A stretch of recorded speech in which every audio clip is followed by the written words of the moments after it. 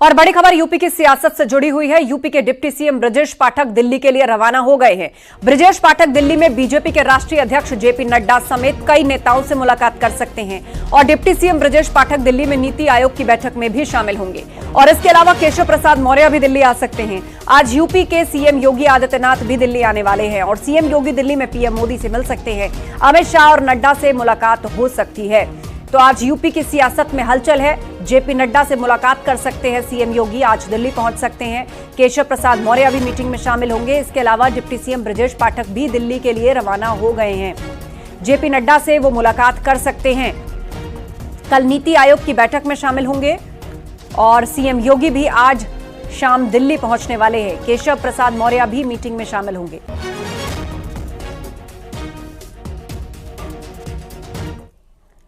आज राहुल गांधी सुल्तानपुर की MP MLA court में पेश हुए, जहां राहुल गांधी ने अपने बयान दर्ज कराए। राहुल गांधी ने अपने ऊपर लगे आरोपों से इनकार किया और साथ ही कहा कि उन्हें राजनीतिक कारणों से फंसाया गया है। मामला साल 2018 में कर्नाटक चुनाव के वक्त का है, जब प्रेस कॉन्फ्रेंस के दौरान राहुल गांधी ने गृह मंत्री अमित शाह को लेकर एक बयान दिया था और इसके बाद सुल्तानपुर बीजेपी के जिला उपाध्यक्ष ने मानहानि का केस दर्ज करवाया था।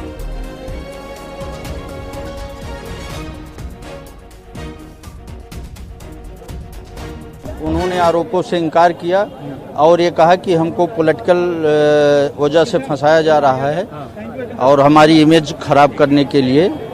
और उनसे द्वारा माननीय न्यायालय द्वारा जो भी क्वेश्चन किया गया उसका उत्तर उनके द्वारा दिया गया और पत्रावली 12/8 को एविडेंस में लगी है। हमारी तरफ से साक्ष्य प्रस्तुत किया जाएगा। जज साहब ने कुछ रिवर्ट में कुछ कहा?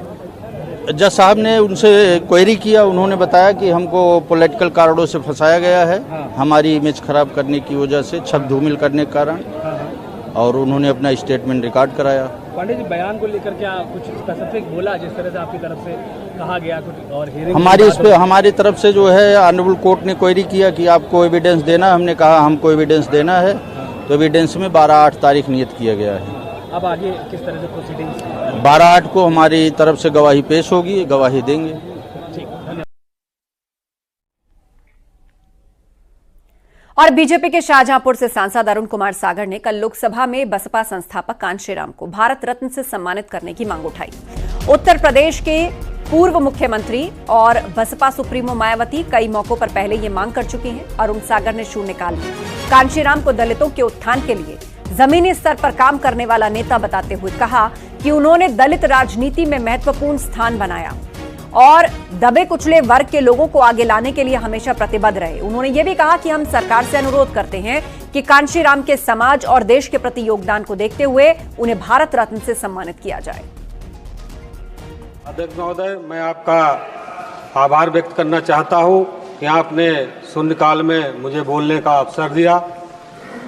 मान्यवर, मैं आदरणीय श्री कांशीराम जी, जिन्हें बहुजन नायक और मानवर के नाम से भी जाना जाता है, एक भारतीय राजनीति में और समाज सुधारक थे, जिन्होंने बहुजनों तथा देश में सबसे निचले स्तर पर अछूत समूह सहित पिछड़ी जातियों के उत्थान के लिए कार्य किया। वास्तव में वह एक जमीनी कार्यकर्ता थे, मान्यवर, तथा जिन्होंने सदाईगी जीवन व्यतीत करते हुए दलितों के लिए अपना पूरा जीवन समर्पित किया। यह किसी से छिपा नहीं है कि मानवर श्री कांशीराम जी ने दलित राजनीति में एक महत्वपूर्ण स्थान बनाया, लेकिन वह राजनीतिक से ज़्यादा देश के दबे कुचले और पिछड़े समाज के उत्थान के लिए सदैव प्रतिबद्ध रहे। मेरा सदन के माध्यम से सरकार से अनुरोध है कि मानवर कांशीराम जी के समाज और देश के प्रति योगदान को देखते हुए उन्हें भारत रत्न सम्मानित किए जाने हेतु समुचित कार्रवाई की जाए। मानवर, बहुत बहुत धन्यवाद आपका। उधर दूसरी ओर बीजेपी सांसद अरुण कुमार सागर ने जैसे कांशीराम को भारत रत्न दिए जाने की मांग की, तो इस पर मायावती ने भी प्रतिक्रिया दी। उन्होंने सोशल मीडिया प्लेटफॉर्म एक्स पर लिखा कि बीजेपी के एक दलित सांसद ने बसपा के जन्मदाता और संस्थापक कांशीराम को भारत रत्न देने की मांग करने के बजाय केंद्र की सत्ता में अपनी सरकार से इसे तुरंत दिलवाएं। जिसका बसपा भी दिल से स्वागत करेगी, वरना इसकी आड़ में दलितों को गुमराह करना बंद करेगी।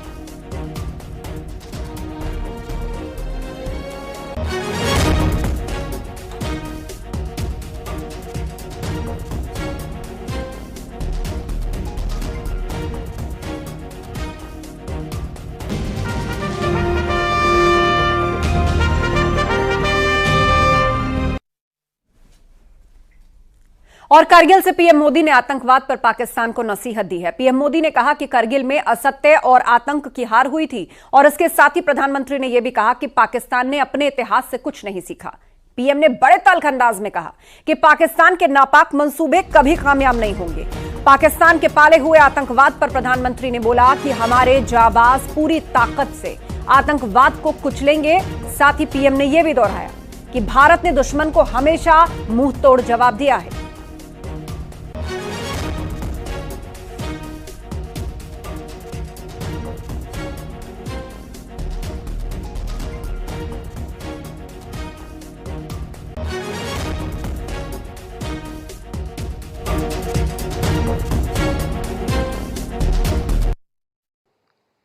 पाकिस्तान ने अतीत में जितने भी दुष्प्रयास किए उसे मुंह की खानी पड़ी है, लेकिन पाकिस्तान ने अपने इतिहास से कुछ नहीं सीखा है। वो आतंकवाद के सहारे, प्रॉक्सी वॉर के सहारे अपने आप को प्रासंगिक बनाए रखने का प्रयास कर रहा है। मैं आतंकवाद के इन सरपरस्तों को कहना चाहता हूं कि उनके नापाक मंसूबे कभी कामयाब नहीं होंगे। अग्निपथ योजना के तहत सेना में भर्ती हो रहे अग्निवीरों पर पीएम मोदी ने कहा कि विपक्ष की तरफ से भ्रम फैलाया जा रहा है। पीएम ने यह भी कहा कि विपक्ष ने भ्रम फैलाया कि पेंशन खत्म करने के लिए हमारी सरकार अग्निपथ योजना लाई है, जबकि सच यह है कि जो आज जवान भर्ती होगा उसके 30 साल बाद पेंशन दी जाएगी। पीएम ने विपक्ष पर आरोप लगाया कि इन्होंने सेना के साथ धोखा किया।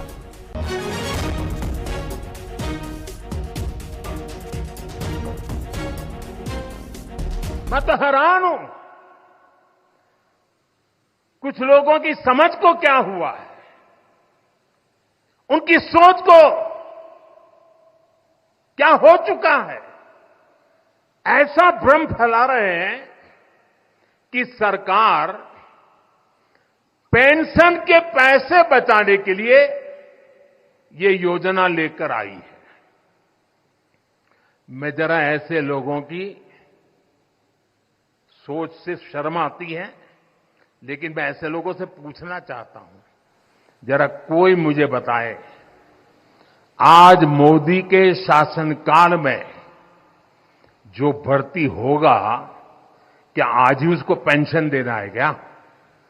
उसको पेंशन देने की नौबत 30 साल के बाद आएगी, और तब तो मोदी 105 साल का हुआ होगा, और तब न भी मोदी की सरकार होगी।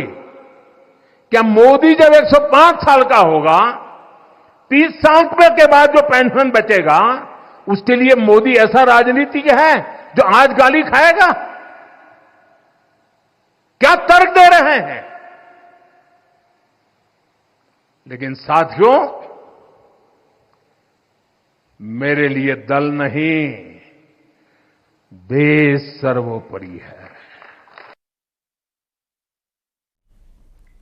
करगिल विजय दिवस भारत की तारीख में अहम दिन है। हर साल 26 जुलाई का दिन करगिल युद्ध में लड़ने वाले सैनिकों के सम्मान में मनाया जाता है और इस दिन को याद करते हुए सीएम योगी आदित्यनाथ ने सर्वोच्च बलिदान देने वाले अमर जवानों को नमन किया है।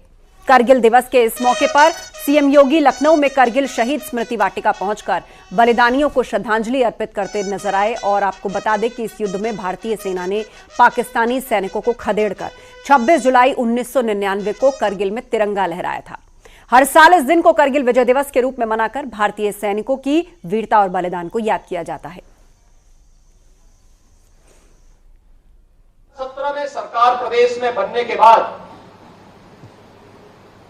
राज्य सरकार के नियमों में संशोधन करते हुए हम लोगों ने कुछ व्यवस्थाएं लागू की और उसके अंतर्गत हम लोगों ने सुनिश्चित किया कि भारत हम इसलिए सुरक्षित हैं, हम इसलिए अपनी प्रगति के मार्ग को आगे बढ़ाने के लिए स्वतंत्र हैं क्योंकि दिन और रात, सुबह और शाम घर से दूर सम और विषम परिस्थितियों का सामना करते हुए, मौसम के प्रतिकूल परिस्थितियों का सामना करते हुए हमारा बहादुर जवान भारत की सीमाओं की रक्षा करने के लिए पूरी दृढ़ता के साथ खड़ा है।